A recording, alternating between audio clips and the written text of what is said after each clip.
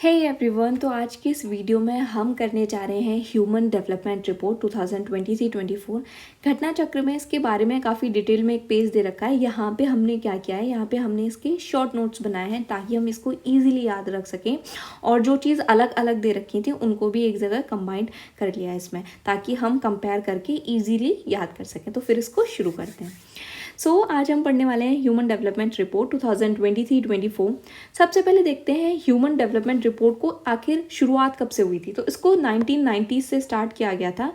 पाकिस्तानी अर्थशास्त्री महबूब अल हक और भारतीय अर्थशास्त्री अमर्त्य सेन के द्वारा इसको स्टार्ट किया गया था। इन्होंने ही इसका विकास किया था। याद रखना है कि 1990 से रिपोर्ट शुरू हुई है। इसको कौन पब्लिश करता है? इसको यूएनडीपी के द्वारा पब्लिश किया जाता है, यूनाइटेड नेशन डेवलपमेंट प्रोग्राम के द्वारा इसको पब्लिश किया जाता है।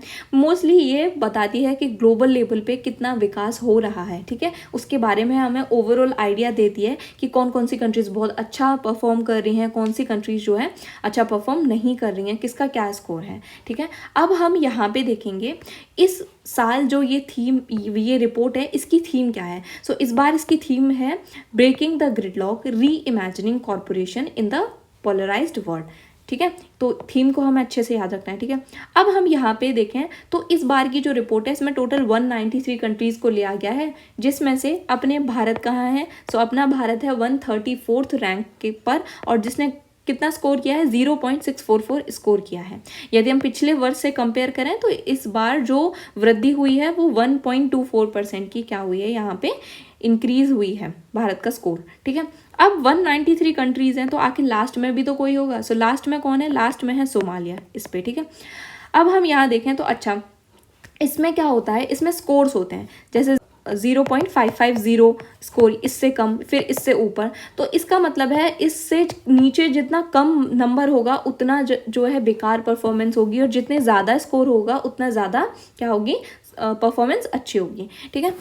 अब हम यहाँ पे देखें तो इस बार जो इस रिपोर्ट में शीर्ष स्थान पर कौन रहा है, यानी कि सबसे ज़्यादा डेवलपमेंट कहाँ हुआ है, तो सबसे ज़्यादा है स्विट्ज़रलैंड में, जिसका स्कोर 0.967 है, ठीक है। इस स्कोर के साथ स्विट्ज़रलैंड फर्स्ट पे है, सेकंड पे है नॉर्वे और थर्ड पे है आइसलैंड। तो उसको याद रखने की ट्रिक क्या है, SNI, स्नाय से याद रखेंगे, स्विट्ज़रलैंड, नॉर्वे और आइसलैंड, ठीक है।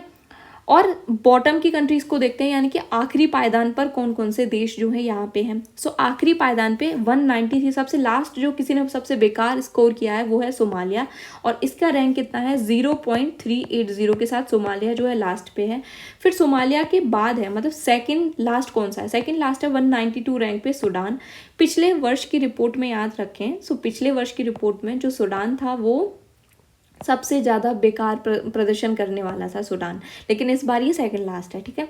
191 पे है कौन, सेंट्रल अफ्रीकन रिपब्लिक। अब बॉटम की जो कंट्रीज हैं उनको याद रखने की ट्रिक देखें तो SSC से इसको याद रखें, यानी कि सोमालिया, सूडान और सेंट्रल अफ्रीकन रिपब्लिक। इस तरीके से हमने देखा। हमने यहाँ पे ये तो देख लिया कि स्विट्ज़रलैंड का स्कोर 0.67% के साथ ये शीर्ष कंट्री पे आता है। भारत 0.644 स्कोर के साथ जो है 134th रैंक पर है। तो ओवरऑल वर्ल्ड की इस बार देखें तो 0.739 स्कोर किया है। यदि हम पिछले वर्ष से तुलना करें तो 0.735 जो है पिछले वर्ष जो इसका स्कोर था, यानी कि थोड़ी सी बढ़ोतरी इस बार हुई है। अब हम यहाँ पे देखें कि आखिरकार ये जो हम विकास को मापते हैं, इसके पैमाने क्या क्या, कौन से इंडिकेटर्स हैं जिनके आधार पर इसको जो है नापा जाता है। इसके 3 मेजर इंडिकेटर्स हैं। वो क्या है, लाइफ एक्सपेक्टेंसी एट बर्थ, जन्म के समय कोई कितनी उसकी जीवन प्रत्याशा दर है।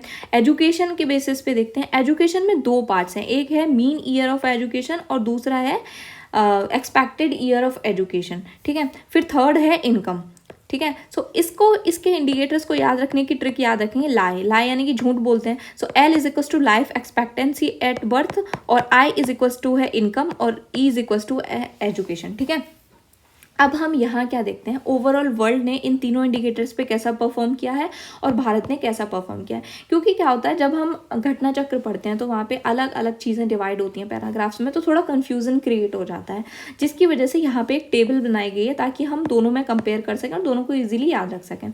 लाइफ एक्सपेक्टेंसी एट बर्थ है, तो ये जो है विश्व में कितनी है, तो 72 ईयर जो है जीवन प्रत्याशा दर है, जबकि भारत की कितनी है, 67.7%, 8.7 ईयर जो है भारत की है।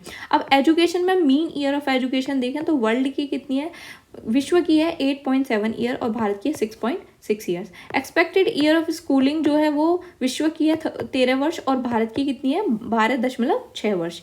इनकम की बात करें तो इनकम है $17,254 और इंडिया की है $6,951। ठीक है, सो इस तरीके से हम कंपेयर करके इनको इजीली याद रख सकेंगे, कंफ्यूजन क्रिएट नहीं होगा, क्योंकि काफ़ी बार ऐसा हो जाता है कि वर्ल्ड का पूछा जाता है और हम इंडिया का बता देते हैं तो कंफ्यूजन हो जाता है। ठीक है, सो इस स्कोर के साथ इन तीनों इंडिकेटर्स पे भारत जो है under medium human development country के अंतर्गत आता है। ठीक है, अब ऐसी कंट्रीज जिन्हें रैंक नहीं दिया गया है वो है नॉर्थ कोरिया और मोनाको। याद रखना है, इन्हें इंडेक्स में रैंक नहीं दिया गया है।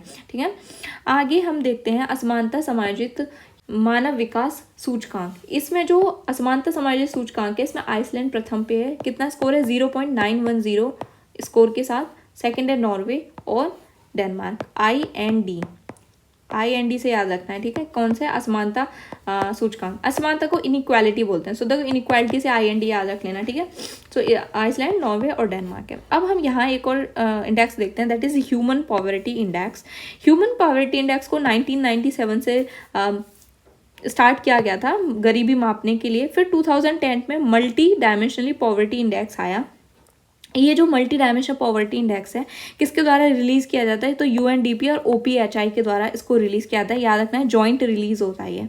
अब हम इसके इंडिकेटर्स की बात करें कि ये जो बहुआयामी गरीबी सूचकांक है इसके कौन कौन से फैक्टर्स हैं, कौन कौन से इंडिकेटर्स हैं। So that indicators our life expectancy है, एजुकेशन और हेल्थ है। हमने अभी ऊपर क्या देखा था ह्यूमन डेवलपमेंट रिपोर्ट में, उसके इंडिकेटर्स है LIE यानी कि लाइफ एक्सपेक्टेंसी, इनकम और एजुकेशन।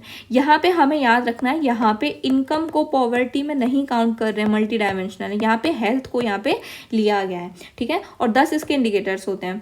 ठीक है, देखो अब हम यहाँ देखें तो भारत में बहुआयामी गरीबी कितनी है, तो वो है 16.4% पॉपुलेशन जो है भारत के में मल्टी डायमेंशनल पॉवर्टी के अंतर्गत आती है। कितनी है 16.4%। ठीक है, अब हम यहाँ देख रहे हैं GII यानी कि gender inequality index. Gender inequality index में यानी कि कहाँ पर लैंगिक असमानता है। सो लैंगिक समानता का है तो डेनमार्क में याद रखना है सबसे ज़्यादा समानता है, 0.009 इसका स्कोर है। डेनमार्क, नॉर्वे और स्वीडन ये इनकी रैंक्स हैं। भारत इस सूचकांक में कहाँ है, सो भारत का स्कोर 0.437 है और इस स्कोर के साथ भारत 108 नंबर पे है। टोटल 166 जो है कंट्री हैं, याद रखना है कितना है 108 नंबर पे। अब हम ह्यूमन डेवलपमेंट रिपोर्ट की बात करें तो इस रिपोर्ट में भारत के पड़ोसियों का क्या क्या प्रदर्शन रहा है, कितना अच्छा परफॉर्म किया है, किसने भारत से आगे कौन है, भारत से पीछे कौन है, सो उसको याद रखेंगे। भारत की रैंक कितनी है 134। अब भारत से जो इधर की साइड है जिन्होंने बहुत अच्छा परफॉर्म किया है भारत से, और इधर की साइड है जिन्होंने भारत से बेकार परफॉर्म किया है। सो बेकार परफॉर्म करने वाले में है नेपाल 147 और पाकिस्तान 164। अब भारत से अच्छा जो स्कोर कर रहे हैं वो है चाइना 75, श्रीलंका 78, मालदीव्स 87, भूटान 125 और बांग्लादेश 129। सो इस तरीके से भारत के पड़ोसी देशों ने प्रदर्शन किया। सिर्फ 2 ही देश हैं जिन्होंने भारत से बेकार प्रदर्शन किया है, दैट इज नेपाल और पाकिस्तान। अब हम यहाँ एक चीज़ और देखें, जेंडर इनइक्वालिटी में यमन है, मे बी शायद यमन जो जहाँ पे मेल और फीमेल के बीच में काफ़ी असमानताएं पाई जाती हैं। ठीक है, सो इस तरीके से हमने यहाँ पे ह्यूमन डेवलपमेंट इंडेक्स को कंप्लीट किया। और ये शॉर्ट नोट्स हैं, आप चाहें तो इसकी स्क्रीनशॉट भी ले सकते हैं ताकि आप इसको ईजिली एंड टाइम पे रिवाइज कर सकें। यदि आपको ये सेशन पसंद आया हो so please like, comment, share and subscribe our channel, and thank you for watching.